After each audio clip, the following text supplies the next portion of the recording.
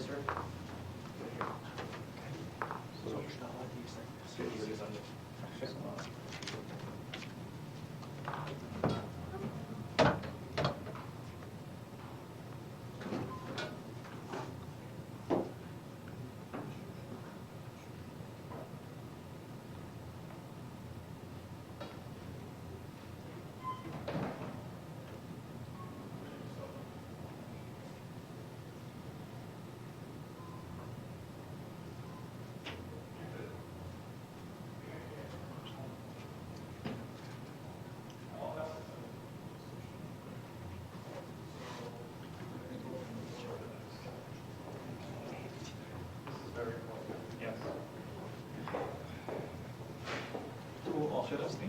So stay there.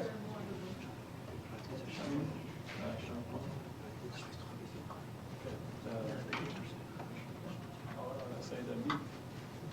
No. What? We're putting in the order that the names are, basically. Oh. Okay. And then that's me, and then you're before. So you're actually right here. Just follow me. There we go. So that's the first one, right? Okay. Yeah. Just wait right here. Everybody. Okay, that's good. Yeah. Do you want me? Sure. There we go. Yeah, no problem. Okay, so just wait a second.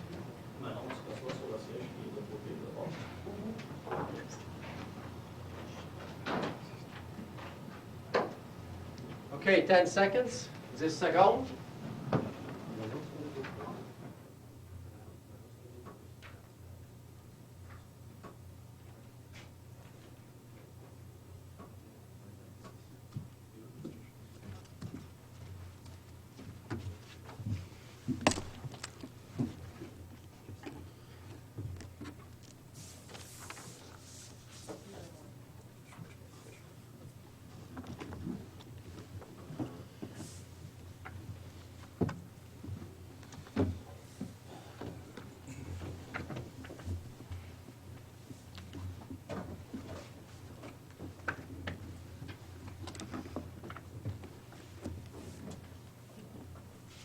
Bonjour tout le monde. Bienvenue au Théâtre national de la presse for this press conference on human rights of Hazara.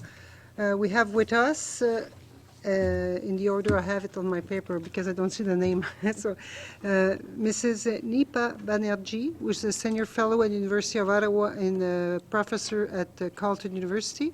Monsieur Ali Mirzad, du Hazan human rights activist. He's a human rights activist.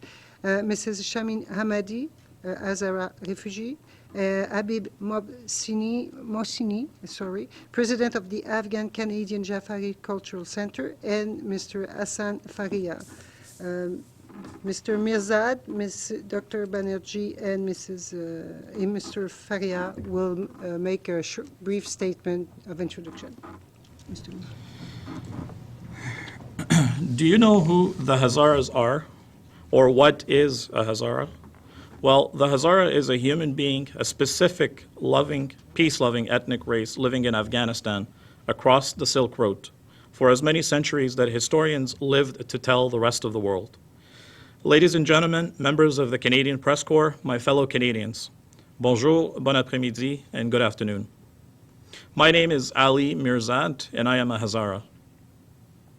On July 23rd, scores of innocent civilian men, women of all ages, children, young adults, and students decided to exercise one of their fundamental universal right by peacefully protesting the current Kabul regime's newest tactic of depriving millions of Hazara from having basic electricity by rerouting a power plant grid around the Hazara populated regions such as Bamyan. It is worth noting that the official 2013 assessment prepared by Fitchner, a German engineering consultancy, for the Asian Development Bank had indeed recommended Bamyan for the project's second line crossing the Hindu Kush. And so, on that somber July 23, 2016, when thousands of innocent, unarmed civilians gathered to once again raise their voices against tyranny and oppression, little did they know that decisive and calculated plans had been laid out to silence them for good this time. Two powerful bomb blasts tore apart the crowd limb to limb, leaving over 80 plus dead and hundreds more severely injured. My fellow Canadians, it is fair to say that the Hazara people of Afghanistan has been, if not the most persecuted people walking this planet. But we're not here for that reason today. We are not here to tell you that for centuries we have been persecuted, forcefully displaced from our ancestral lands, our sisters, daughters, and wives raped and enslaved, our elders trampled upon by the various savage barbarians that ruled our sacred lands. We're not here to tell you about the 18th century dictator, Abdur Rahman Khan, that sold our people by the thousands to slavery and displaced us from our lands by gifting them to his nomadic bandits, giving birth to a dispute that haunts the Hazara till today, when every summer these nomads descend upon our sacred land and sack our hard-earned winter harvest under the idiotic pretext that a dictator some 120 years ago gave them such right.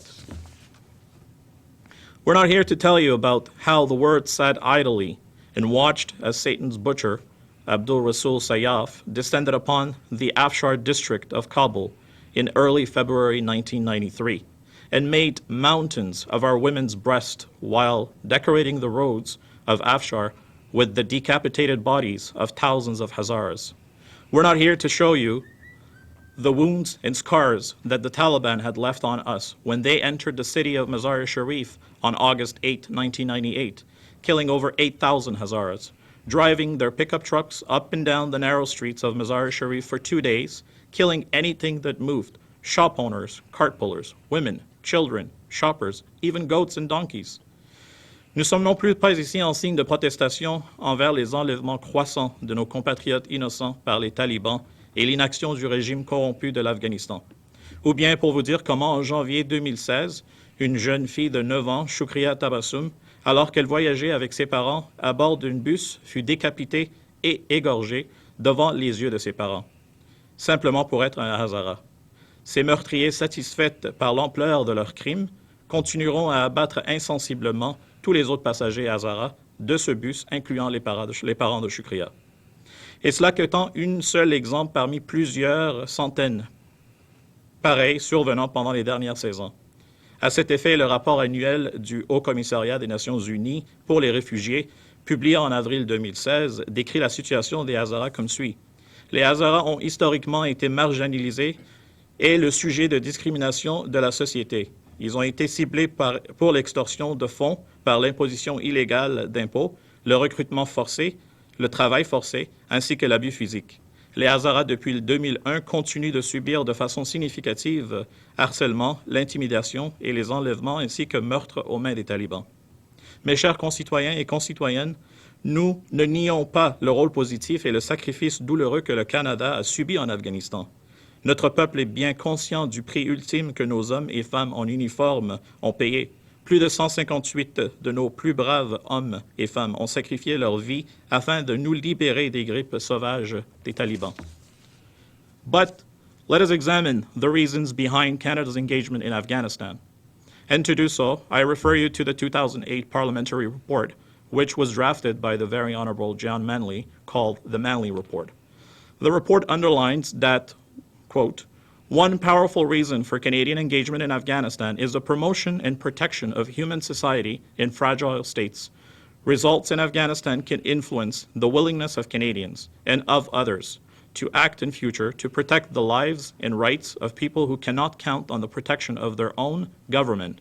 Rwanda's genocide in 1994 proved what can happen when the world ignores impending catastrophes.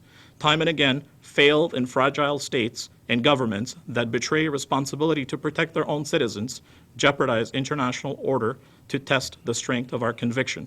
These are times for capable countries to take a stand, end quote. Per the Afghanistan Compact of 2006, which was held in London, Afghanistan's responsibility are spelled out in 3 critical areas, such as security, governance, including rule of law and human rights, and economic and social developments. Well, folks, the Afghan regime categorically failed the international community for systematically discriminating the Hazaras and allowing human rights violation against the Hazaras to flourish. These objectives were supposed to be supervised by the joint coordination of Canada and the Monitoring Board, which Canada is a member of. As such, the Government of Canada shares the burden of these failures and has failed on the promise that it had given to Canadian taxpayers. It should be of unique interest to Canadians to know that the Hazara populated regions have not only been historically deprived and isolated from any type of development or advancement, but continue to be so while Canada has been actively engaged in Afghanistan. In fact, this question begs for an answer. I again refer you to the Manley Report, where the Honourable Chair is quoted. In 2005, Canada chose, for whatever reason, to assume leadership of a provincial reconstruction team in Kandahar City and the security obligations that went with it, end quote. Later, the federal government in their June 8, 2008 news release will expand by saying, as Canada transforms its engagement in Afghanistan, our Kandahar-focused programming will comprise more than 50% of our total effort, and more funding will be directed towards efforts to benefit the people of that province, end quote. Canada knowingly decided, for whatever reason, as the chair pointed out, to neglect the most needed regions such as the Hazara lands, and instead chose to focus all of its resources in the most volatile and unstable region of Afghanistan. Canadians have a right to question this bizarre decision, which directly contributed to the continued isolation and deprivation of the Hazara areas. When a party, such as a current Liberal government, gets elected on a promise of transparency and accountability, Canadians must ask themselves if this government has read the recommendations that were set forth in the Manley Report. Again, to name a few, 1, Canada should assert a stronger and more disciplined diplomatic position regarding Afghanistan. 2, the government should provide Canadians with franker and more frequent reporting on events in Afghanistan. And 3, respect the sacrifice Canadians have made to date supporting Afghans.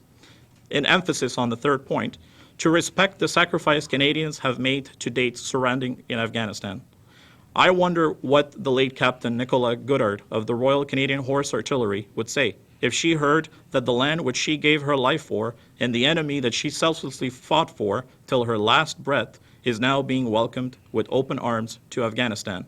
Or that individuals that have perpetrated genocide, such as Satan's Butcher, enjoys a life of splendor and impunity while sitting in the country's Senate. All of which that Canada is not only aware, but also supports. What would the late Captain Goodard say? As Dr. Arwin Rahil, a Fulbright Fellow of Texas University, in his report submitted to the Norwegian Institute of International Affairs in reference to the disastrous human rights condition of the Hazaras, notes, these divides at time have brought Afghanistan to the brink of crisis. It is hard to find a solution to a problem when that problem's very existence is denied. The approach on the part of the Afghan government is not only counterproductive, but also has serious ramifications for the country. And so, ladies and gentlemen, mesdames et messieurs, we are here to say that enough is enough. Far too long, our voices and cries have remained unheard. Far too many lives have been lost. No longer will we stay silent. No longer will we accept a life under persecution. No longer will we accept the status quo. Can you hear us now, Mr. Prime Minister? Enough is enough. Mr. Prime Minister, you promised Canada positivity and sunny ways, a never-before-seen accountable government, and in your marching orders to the Honourable Minister of Foreign Affairs, Stéphane Dion, you instruct, and I quote, revitalize Canada's public diplomacy, stakeholder engagement, and cooperation with partners in Canada. And 2, to champion the values of inclusive and accountable governance, peaceful pluralism, and respect for diversity and human rights. And yet, Canada has consistently disregarded the concerns raised by Afghan Canadians coast to coast to coast over freely donating millions in Canada's taxpayers' hard-earned money to the fantastically corrupt regimes of Afghanistan. By doing so, and by extension, Canada is enabling an already corrupt regime in its continued violations of human rights and enjoyment of impunity. Is that who we are as Canadians? Is that what Canada stands for? Why Captain Goodard and hundreds more of our men and women sacrificed their lives for? Is that the message that we want to send to the Afghan regimes, that if you infringe upon the human rights of an entire civilization, we're going to reward you with millions of dollars from Canada's taxpayers' funds? Mr. Prime Minister, the solution to corrupt states such as Afghanistan does not rest in handling them blank checks, countries such as Afghanistan, where according to the U.S. Office of Special Inspector of Afghanistan Reconstruction, the reconstruction of Afghanistan exceeds the funds committed to World War II Marshall Plan, which helped to rebuild 16 European countries in the aftermath of World War II. My fellow Canadians, we beseech you to hold this Canadian government accountable for every hard-earned penny of your Canadian tax dollars that is being sent to a corrupt regime that continues to discriminate an entire civilization. The Afghan regime must learn that Canada will not tolerate or support the systematic discrimination against the Hazaras. Thank you. Dr. Banerjee? Good morning. I have been invited to come to this press conference. I am a professor at Carleton University and a senior fellow at the University of Ottawa. I'm not Afghan, but I have represented Canada at the Canadian Embassy in Kabul for 3 years, 2003 to 2006. And I developed a lot of interest in the country, particularly its development. I was a development representative from previous CEDA, former CEDA, which is now amalgamated with Global Affairs Canada. I decided to make a statement which is entirely my own and based on my experience with Afghanistan. I keep my research focus currently is Afghanistan, and I go to Afghanistan about 2 to 3 times a year. It's getting a little bit difficult because of the security situation, but I want to continue to be involved in the country and do my own research. I have to say that the various statements that will be given today, I'm not aware of what they contain, and I may not agree with all of them because I do not necessarily have my own evidence. As an academic, I take things as truth when I have evidence. I am certain some of the statements contains information that have evidence, but since I haven't looked at them, looked at those myself, I would say that I may not agree with all of them. But I will read my statement from a very objective point of view, based on my own research and my several years of involvement with international development from Canada. I've worked in CEDA for about 33 years, and what I say today is very much based on my experience in international development as well as about Afghanistan. Now, I decided to present a statement containing 7 principles. 1, Canadian assistance for Afghanistan's reconstruction must continue and contribute to the country's security and stability. Security and stability will result in prosperity and economic growth, benefiting all Afghans, men, women, and children in all ethnic groups. It will be important for the governments in power that is, I'm talking about Afghanistan now, for the governments in power to consciously adopt policies and implement programs for equal distribution of the benefits of growth. The international community providing assistance must be vigilant about the use of finances by Afghan government for the benefit of people of all ethnicities, especially the minorities, such as the Hazaras, who have been discriminated against in the past. They must receive their due share. The international community must be against the use of donor funds in projects that in any way violate human rights, and this includes the rights of the Hazara community. All development projects should follow the internationally agreed upon principle of do no harm. Donor aid to fragile countries where the society is already divided, such as in Afghanistan, should not support policies and programs that create more tension and division. Following the post-2015 development agenda of Sustainable Development Goals under the banner of Leaving No One Behind, international community should call its development partner, Afghanistan, to fulfill its commitments to a rights-based approach. I want to conclude with a bit of a comment on the compact, Afghanistan compact that was referred to by Mr. Ali, and also the John Manley report, as well as the provincial reconstruction team in Kandahar. By the way, compact was never monitored and it led nowhere. I know that, that's for a fact. So everybody has forgotten about the compact. The agreement did not work out. The John Manley report, I'm not fully supportive of the report. I never was, because I thought the report took away the ownership of development from the Afghan government, and it directed the resources towards projects that Canada was implementing, not those that were priorities for Afghanistan.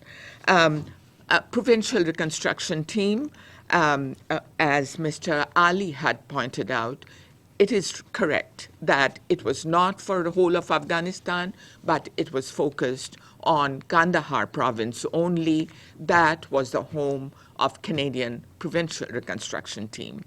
I believe that when we provide aid, it should be given to the country and it should be used for the benefit of all ethnic communities, all minorities, women, children, and everybody.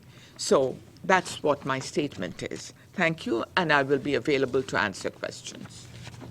Mr. Faria? Before I start reading my statement, I would like to thank you, thanks the Parliament of Canada, and thanks the Afghan Hazaras community for having me here. In this short presentation, I would like to raise 3 points. Number 1, poverty distribution in Afghanistan. Number 2, persistence of inequality in Afghanistan.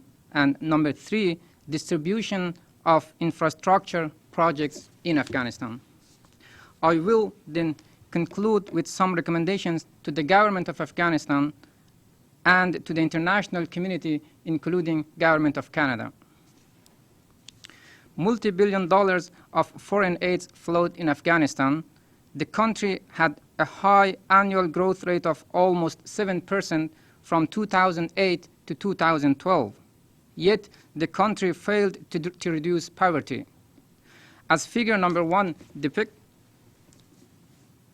World Bank Group's study in 2014 shows that, on average, 36% of population live under the poverty line. This ratio has remained almost the same from 2008 to 2012. On the other hand, the poverty severity has significantly increased from 2.5% to 2.9% during this period of time. Poverty severity is about the depth of poverty by giving more weight to the poorest among the poor. Gini index, the other measurement of inequality and income distribution, has increased from 29% to 31% during the same period of time. This shows increasing inequality among the citizens of Afghanistan. According to the data provided by the National Risk and Vulnerability Assessment, in 2012, the intensity of poverty varies across regions, as you can see in the figure number 2. the poorest regions, the red line areas, are the west central, the northwest, and the east with the poverty rate of 40 to 50%. It means that up to 50% of the population residing in these areas are living under the poverty line. More shockingly is the fact that majority of Hazaras live in those areas. Afghanistan is the fourth diversified country in terms of ethnicity in Asia. Pashtuns, Tajiks, Hazaras, and Uzbeks are four major ethnicities in the country. In Afghanistan, usually, each region is dominated with a specific ethnicity. Looking at the figure number 2, we can see a link between poverty rate and dominant ethnicity of regions. The majority of Hazaras population live in the red color regions as the poorest region of Afghanistan. Given the Asian countries' experience, every 1% increase in GDP per capita reduces poverty by around 1.7%. With the growth rate of 7% in Afghanistan during those 4 years, we would expect poverty to be eliminated completely, but it didn't happen. Why? The economic growth has an important role in reducing poverty if it is distributed equally. However, in Afghanistan, the growth has not been distributed equally, and some regions have taken more advantage of economic growth compared to others. Since international aid contributes significantly to the growth rate of Afghanistan, this means that the international aid is unequally distributed among regions. Therefore, the economic growth and, as a result, the international aid had indeed an unequalizing effect and widened inequality even more in Afghanistan. For instance, the figure number 3 and number 4 demonstrate the distribution of infrastructure projects implemented or planned to be implemented in Afghanistan is quite uneven. This simply implies the fact that the government of Afghanistan does not have any strategic plan for reducing poverty and decreasing inequality. Persistence of current poverty rate, particularly when it relates to some specific minorities, will threaten the stability of Afghanistan and make the situation even worse. To summarize, I will highlight a couple of major problems that Afghanistan is facing in terms of poverty reduction and equal distribution of resources. Number 1, high rate of corruption. Afghanistan is the 4th most corrupt country in the world. Number 2, centralized government. Centralized economic system brings many barriers to equal distributions of development budget, and in a corrupt and ethnically diversified country always make problems. To address these challenges, I suggest some recommendations to both the government of Afghanistan and the international community, including the government of Canada. To tackle corruption and manage the foreign aids properly, the government of Afghanistan, and in particular the Minister of Finance, along with international trust funds such as Afghanistan Reconstruction Trust funds, should be more transparent in releasing their data and reports. Most importantly, these entities should provide not only project-based, I emphasize on this sentence, should provide not only project-based but also province-based reports. This will ensure the growth is equally distributed among regions and provinces. After 15 years of international development efforts in Afghanistan, there is still no database available to public and researchers to clearly identify the allocated development resources to each separate province. Number 2, to ensure the equal distributions of foreign development aids, the decision for allocating budget and implementing projects should be made at local level. Well, it's very important to be made at local level. The government, the local governments, the civil societies, and provincial councils should have enough authority over development budget allocation and local infrastructure projects implementation. This strategy will not only increase the transparency of the system, but it will also make the government of Afghanistan and the international community more accountable. Again, thank you.